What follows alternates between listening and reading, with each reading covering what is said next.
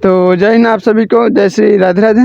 तो जैसा कि मालूम हम लोग का जो कि भारतीय संविधान का क्लास चल रहा है और आज हम लोग का जो कि 14वां क्लास है ना। और हम लोग मौलिक अधिकार पढ़ रहे थे, जिसमें आपको पता है कि कहाँ से मौलिक अधिकार लिया गया है, तो यूएसए के संविधान से लिया गया है। तो इससे पहले हम लोग 6 प्रकार के मौलिक अधिकार बचा है और हम लोग 2 प्रकार के कर लिए ना। अब हम लोग का जो कि 4 और बच गया है, जिसमें हम लोग कौन कौन कर लिए हैं। तो हम लोग इससे पहले विधि के समानता का अधिकार कर लिए हैं और स्वतंत्रता का अधिकार कर लिए ना।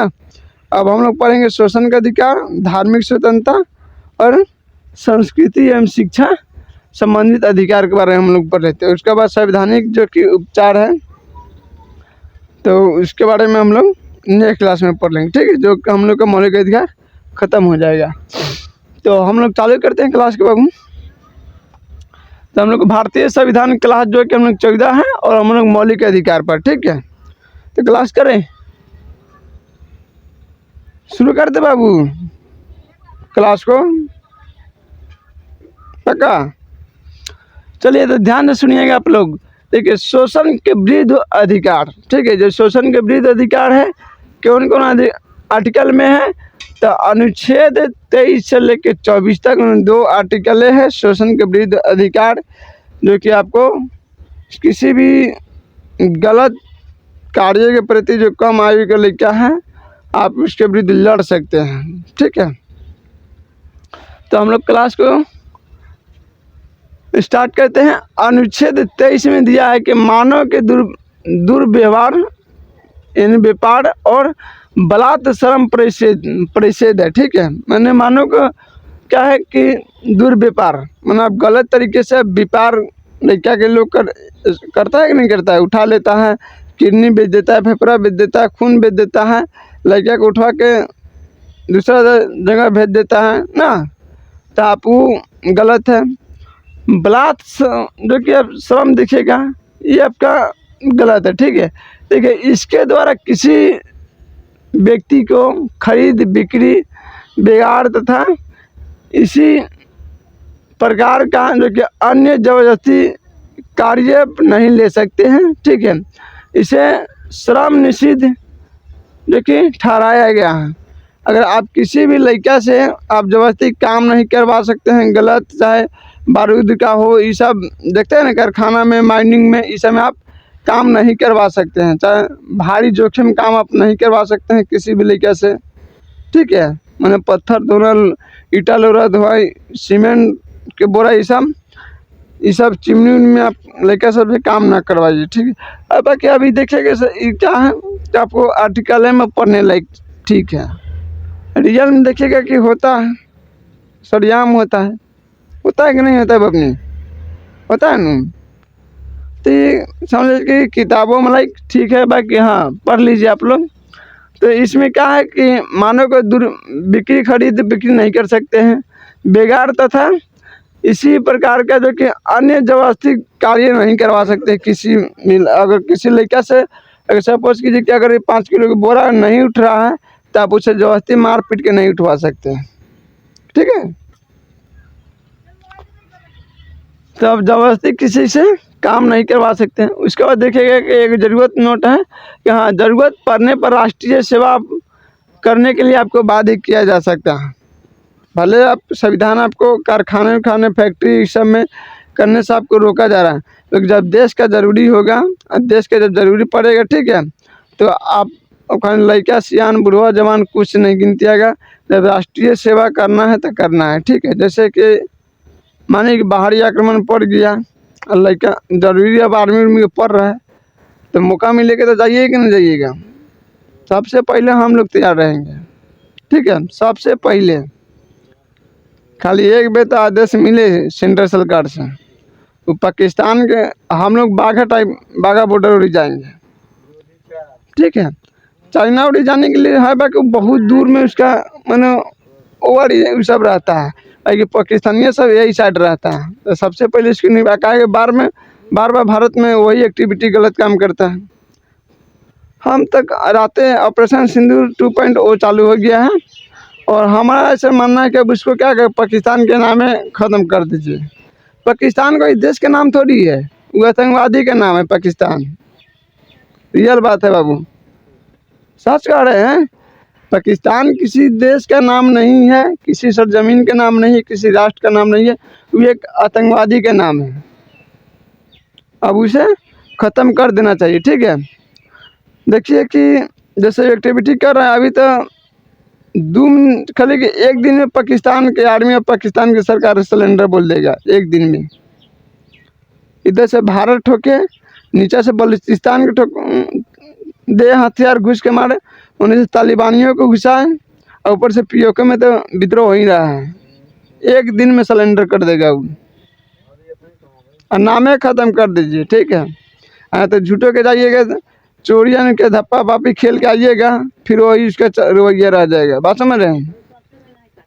और रहल बात एगो तो बात अब बार बार कहते हैं भारत सरकार की, हम सिर्फ क्या है कि आतंकवादियों को, बख्तर को ठिकाना के उड़ा रहे। नहीं, गलत बात है।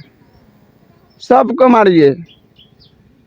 जब हमारे देश में घुस कर वो कोई आम इंसान जनता ये सब नहीं देख रहा है, तो हम उसमें कहाँ जनता आर्थिक खोजने जाए, ठीक है। मारिए हम चाह के देखें, और ज़रूरत पड़ने पर तो सबको चलना पड़ेगा, ठीक है। अब देखिएगा अनुच्छेद 24 का है। अनुच्छेद 24 में देखिएगा कि बालकों के नियोजन का प्रतिषेध है, यानी 14 वर्ष से कम आयु वाले किसी बच्चे को आप कारखाने में काम नहीं करवा सकते हैं। यानी 14 वर्ष से जो कम आयु के बच्चा है उससे आप काम नहीं करवा सकते। बस समझ रहे हैं। कारखाने में चाहे खाने में कोई भी हो, अब 14 वर्ष के कम यानी 14 वर्ष के ऊपर के बच्चे से आप छोटे मोटे कारखाने में आप काम करवा लीजिए, हल्का काम, ठीक है। नहीं तो आप 14 वर्ष कम लेके आप कारखाने की जबरदस्ती काम आप नहीं करवा सकते। तो कौन कहता है? तो अनुच्छेद जो 24 देखिएगा उसमें आपको ये लिखा है, ठीक है।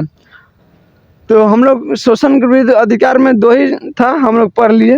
अब हम लोग पढ़ते हैं धार्मिक स्वतंत्रता का अधिकार, जो कि आपको अनुच्छेद 25 से 28 तक आपको देखने के मिलेगा। यानी 4 आर्टिकल हैं इसमें, ठीक है।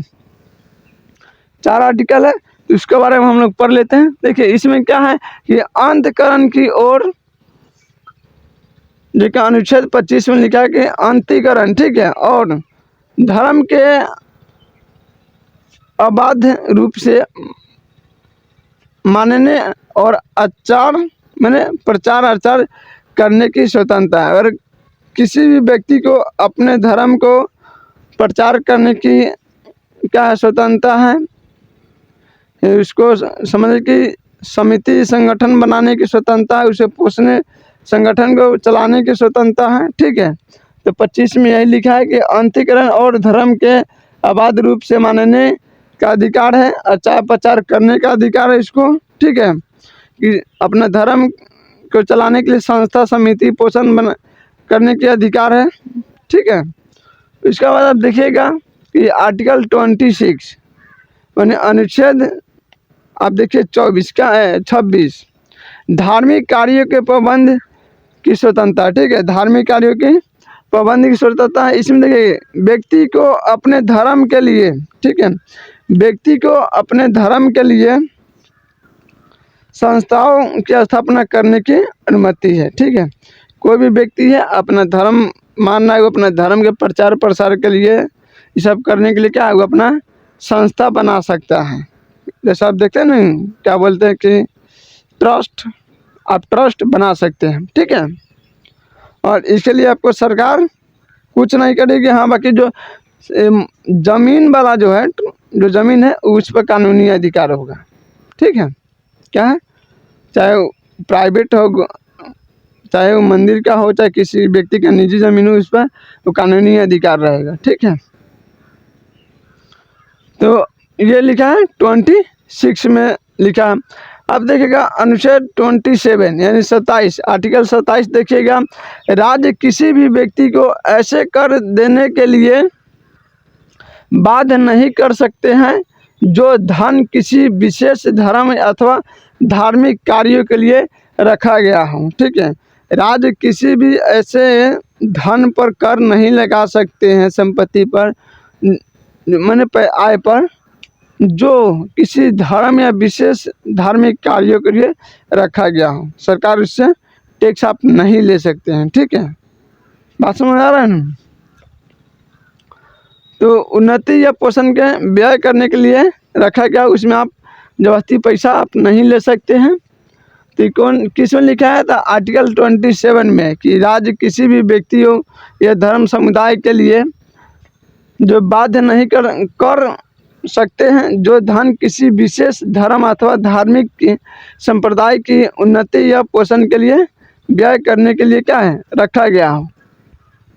तो इतना समझ में आ रहा है नहीं आ रहा है। अब हम लोग पढ़ते हैं 28 अनुच्छेद 28 के ऊपर लेते हैं। देखिए राज्य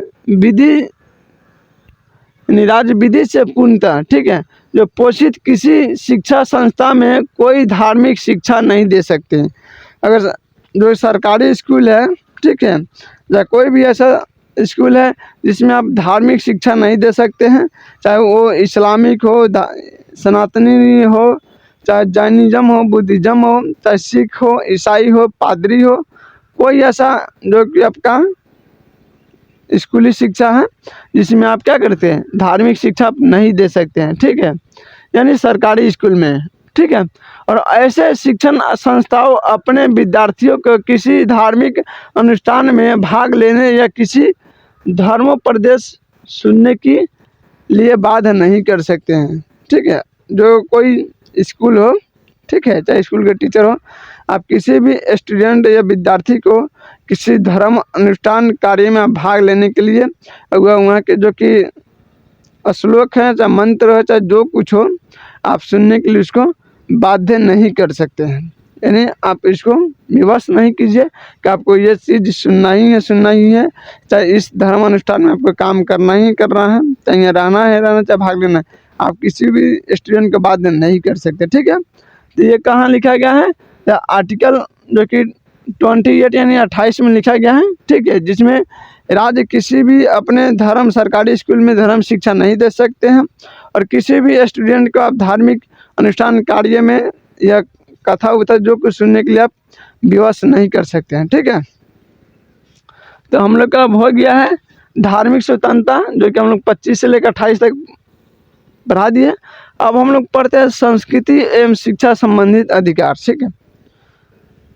संस्कृति एवं शिक्षा संबंधित अधिकार यानी 29 में है और 30 में है, ठीक है। तो इसमें हम लोग पढ़ लेते। देखिए 29 में लिखा है कि अल्पसंख्यक के बारे में है, ठीक है, लेकिन आर्टिकल 29 में लिखा है कि अल्पसंख्यक वर्गों के हित का संरक्षण करता है, यानी कोई भी अल्पसंख्यक वर्ग अपनी भाषा, लिपि, जाति, धर्म और संस्कृति का प्रचार प्रसार स्वतंत्र रूप से कर सकता है।